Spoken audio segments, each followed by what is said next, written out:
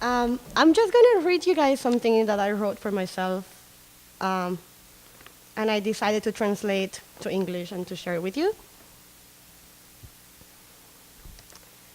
Um, Lately, my days have been filled with introspection and gratitude.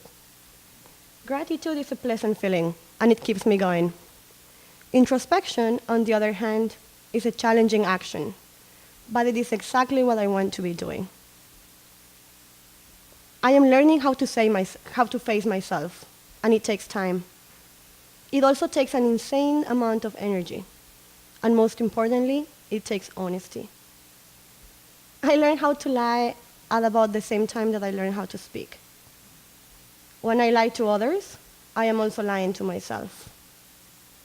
I lie to myself when I say yes, even though I want to say no. I lie to myself when I apologize without truly being sorry. Or when I talk about something that I do not care about just to keep the conversation going. When I do not ask for what I want because I was told I should not want it. I lie to myself when I give more credibility to what I was taught than to what I feel. I lie to myself when my actions do not reflect my ideals. It is so easy to lie.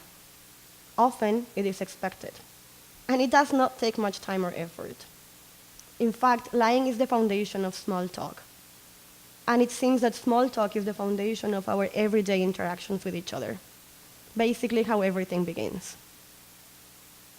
Lying deprives the other, and therefore ourselves, of making an informed and truly critical choice.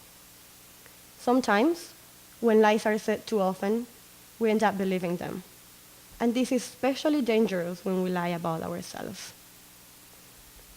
Sometimes, though, lying seems to be necessary, especially for adapting and navigating this world. But there is a difference between adaptation and integration. A critical approach to our world, but mainly to ourselves. That is what makes the difference. How can we be critical if we're constantly lying? I left my hometown about 5 years ago. There were many reasons for me to make this choice.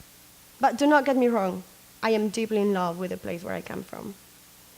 But I knew it was going to be really hard to become who I wanted to be in that context. I was always aware of the limitations of being a woman, raised by a conservative working class family, in a patriarchal society, in a developing country. However, as soon as I left home, I found more limitations that were tied to my identity, to my own fears and to the ones around me, my newly acquired context. I understood that no matter where in the world I am, it will always be hard to be who I want to be. And this is not because I want to become an exceptional human or a savior or a prophet.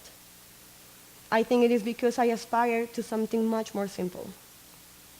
I just want to be true to myself, to recognize my own humanity, to get to know the animal within me, to respect and love the imperfect animal that I am.